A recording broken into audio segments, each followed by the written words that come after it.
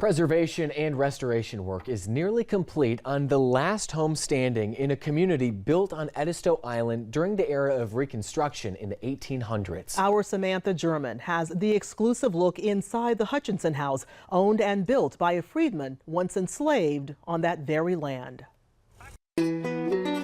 Surrounded by rivers and marshes, the resilience of this sea island, known as Edisto Island, stretches for miles.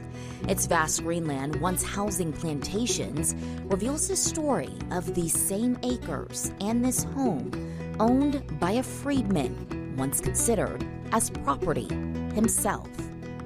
Henry Hutchinson, his uncle John Pearson Hutchinson, and Jack Miller. And these three men primarily were the builders of the Hutchinson House. They built it in 1885 because it was a wedding gift to his bride, Rosa.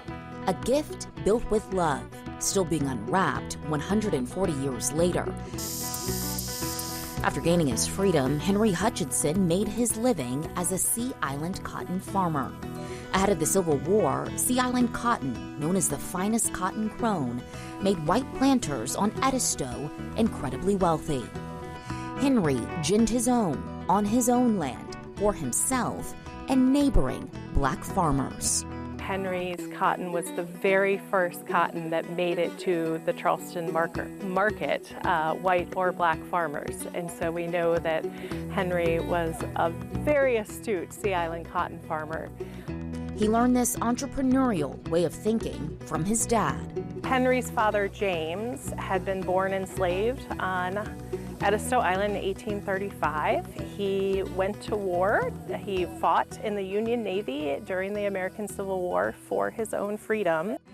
At the end of the war, James Hutchinson, nicknamed one of the Black Kings of Edisto, came back to the island with his freedom and with the knowledge of home and land ownership. He was part of Sherman's Field Order 15, getting his 40 acres.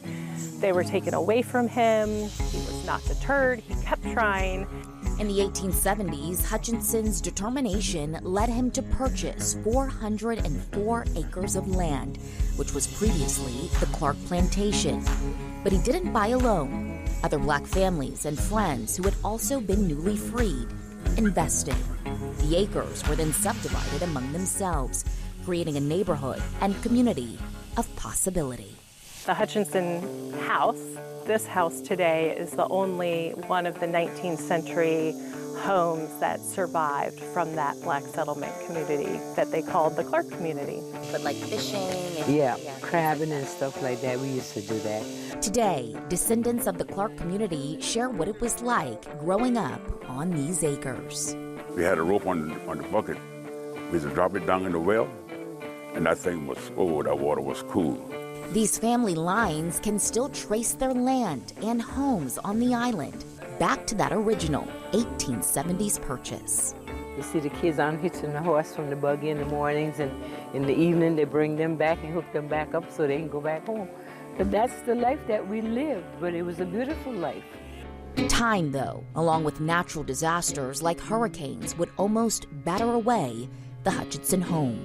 So in 2016, with the exterior barely holding up, Edisto Island Open Land Trust purchased the house directly from the Hutchinson family, with a surprise showing an unwavering spirit. But the interiors really remained quite intact. So all of the beadboard on the inside, the fire boxes, the mantles, the floors. Through grants, Open Land Trust has been able to restore the home back to its original appearance. By taking microscopic samples, the team can somewhat go backwards in time.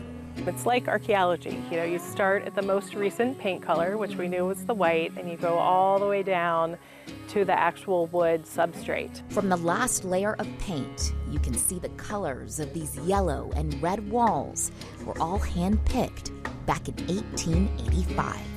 We went into this with the intention of using and reusing any and all historic fabric that we could within the house. Original brick and one piece of original trimming, preserved and restored. Around the top of the home, known as the eave, You can see hand-chiseled shapes of diamonds, believed to be crafted by Henry for his bride, Rosa. Even if a piece of wood couldn't be reused in its entirety, if part of it, was rotten from just the rain, we were able to, cut a piece off the end and still reuse the rest of the board. Gently unwrapping. Would have a Christmas tree set up right by the fireplace in this very room. Our grandmother made sure that we had a connection to the house, and I'm glad she did.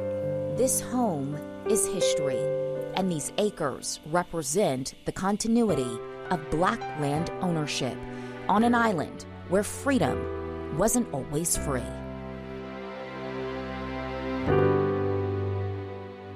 The director of the Hutchinson House says the home is expected to be open to the public in the summer of 2026, listed as a historic house museum for all to learn, reflect, and celebrate. Samantha German, Live 5 News.